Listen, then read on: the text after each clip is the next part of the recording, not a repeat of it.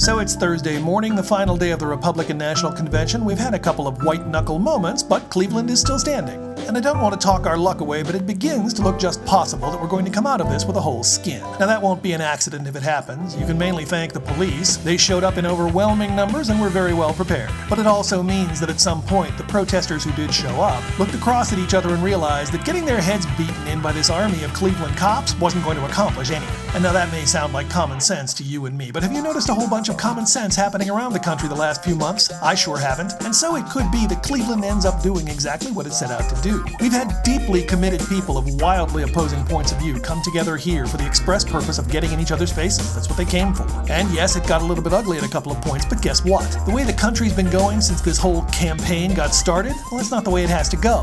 Now, if that's the message Cleveland ends up sending the country, then that will have made all of this absolutely worth it.